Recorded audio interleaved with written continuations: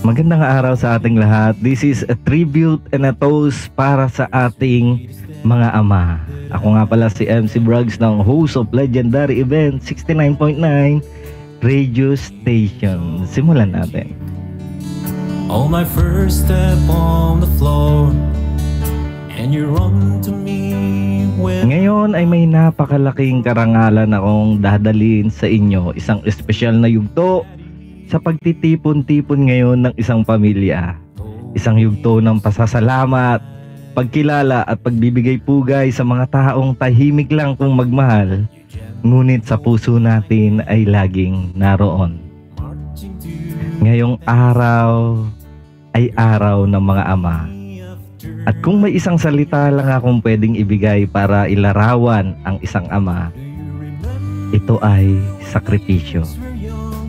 Our life was like a merry-go-round, Daddy.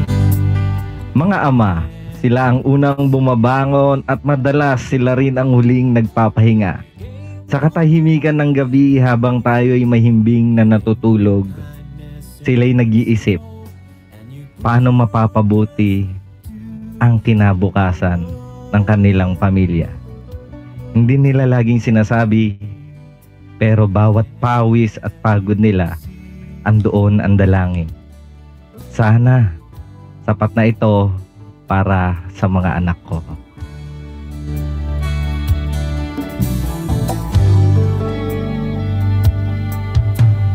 Daddy. Naalala ko tuloy ang kwento ng isang simpleng ama. Araw-araw siya naglalakad ng ilang kilometro papuntang trabaho. Di alintana ang init ng araw o ang lamig ng ulan.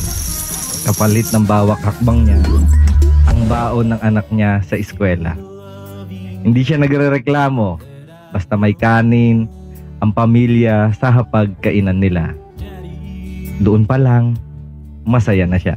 Love you so is who I am today. Hindi natin sila lagi naiintindihan. Minsan tahimik lang.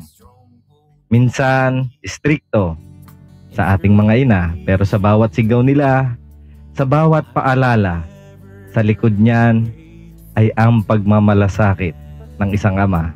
Kahit pagod na, lalaban. Kahit hirap na, ngingiti pa. At kahit ubos na, magbibigay pa rin para sa mga anak nila. You see, you gave me home, you gave me... Para sa mga amang katulad ko, maraming salamat sa mga gabay ninyo sa inyong anak. Sa mga simpleng halakhak, sa inyong katahimikan na puno pala ng sakit. At sa mga halik sa noo, mga yakap na hindi malilimutan. Ang ating mga anak ay tatanda at lahat ng ito ay magiging baon nila. Daddy. Lahat ng mga nandito, kasama ako, maging ama man o ina, magpasalamat tayo sa mga naunang ama. Hindi man sila perpekto, pero sa mata nating mga naging anak, sila ay ang mga bayani.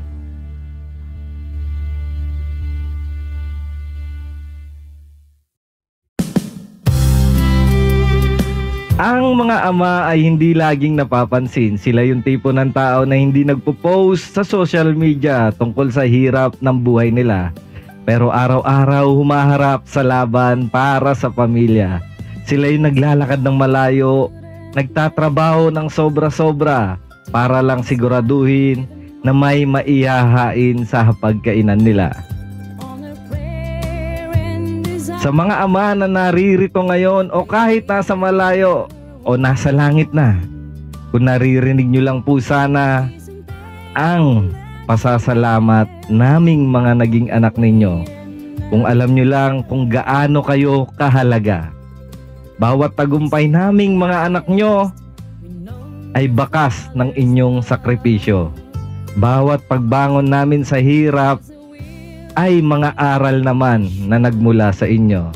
At bawat desisyong ginagawa namin ngayon, dala pa rin namin ang payo ninyo na minsang binaliwala namin. Pero ngayon, Ay totoo pala. Totoo palang kayamanan ang mga payo ninyo na hindi matutumbasan. This is a toast and a salute for all our fathers at para sa mga katulad kong ama. Sa puntong ito, hinihiling ko sa inyong lahat.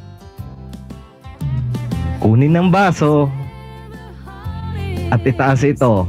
Hawakan ninyo ito ngayon at sabay-sabay ninyong ipagbigay pugay ang ating mga haligi ng tahanan.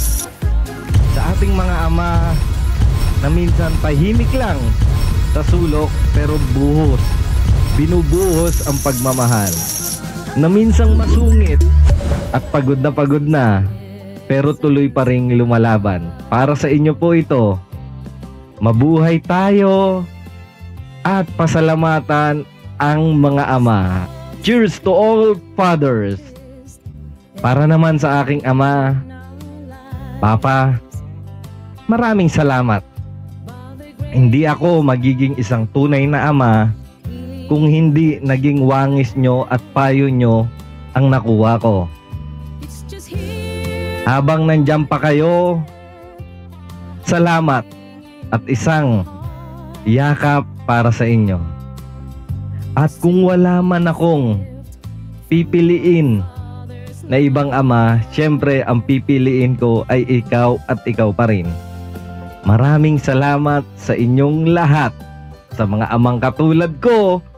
At muli, ako nga pala si MC Braggs, isang ama, isa ring naging anak na nagbibigay pugay para sa mga ama.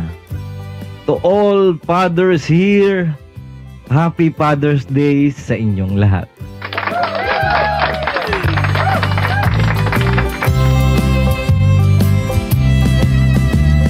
Love is where the heart is. Faith and happiness is all that can. Yun lang po.